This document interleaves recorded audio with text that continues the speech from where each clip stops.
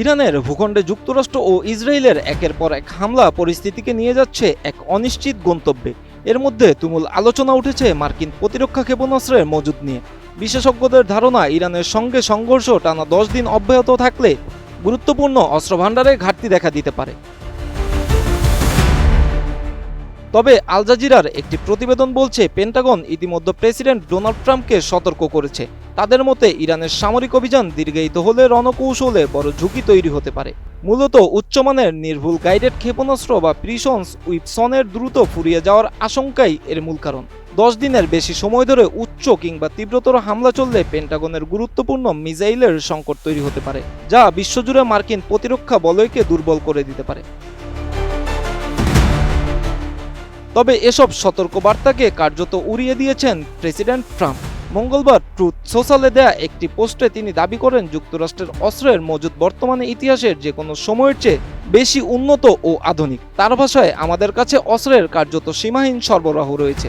কেবল এই সরবরাহ ব্যবহার করেই যুদ্ধ চিরকাল সফলভাবে চালিয়ে যাওয়া যেতে পারে। প্রেসিডেন্টের এই অনড় অবস্থান আর পেন্টাগনের আশঙ্কার মধ্যে দেখা দিয়েছে বিশাল এক গরমিল। ফিনিশ আপনার ঘরবাড়ি ও আঙ্গিনার সকল কীটপতঙ্গ ধ্বংস করে। মার্কিন সেন্ট্রাল কমান্ড সেন্টারকম বলছে, ইরানে আকাশ, সমুদ্র, স্থল ও ক্ষেপণাস্ত্র প্রতিরক্ষা মিলিয়ে 20টিরও বেশি অস্ত্র ব্যবস্থা ব্যবহার করা হচ্ছে। চলমান অভিযানের মধ্যে রয়েছে B-1 ও B-2 বোমারু বিমান, F-35 lightning II, F-22 Raptor, F-15 এবং EA-18G গ্রোলার যুদ্ধ বিমান। এর পাশাপাশি ব্যবহার করা হচ্ছে ড্রোন ও দূরপাল্লার স্ট্রাইক সিস্টেম, যেমন Lucas one way drone, MQ-9 Reaper drone, M142 high mobility artillery rocket system এবং টমাহক ক্রুজ মিসাইল।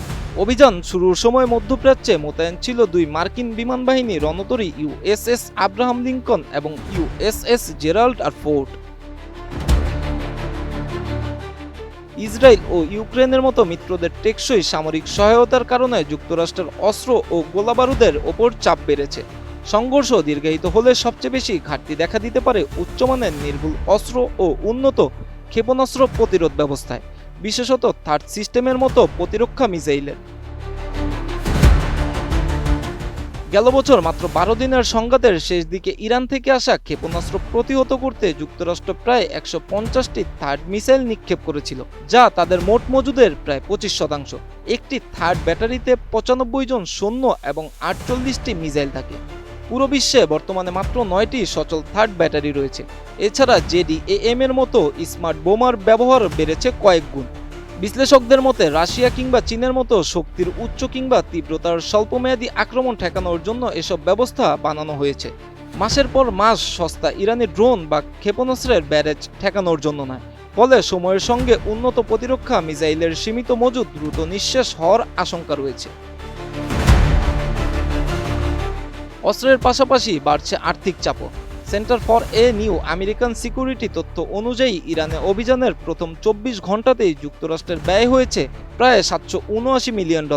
এছাড়া প্রস্তুতির জন্য অতিরিক্ত $630 মিলিয়ন আগেই বরাদ্দ করা হয়। USS জেরাল্ড আর ফোর্ডের মতো একটি ক্যারিয়ার স্ট্রাইক গ্রুপ পরিচালনা করতেই প্রতিদিন খরচ হয় $6.5 মিলিয়ন। বিপদ আরও রয়েছে।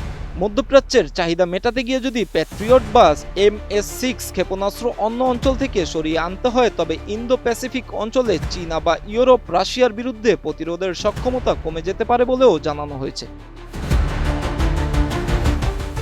সংঘাত দীর্ঘায়িত হলে অস্ত্রভাণ্ডার ও ক্রমবর্ধমান ব্যয় এবং বিশ্বজুড়ে কৌশলগত ভারসাম্য, এই 3 ফ্রন্টেই যুক্তরাষ্ট্রকে কঠিন পরীক্ষার মুখোমুখি হতে হবে। Miraj Hussain, ATN news.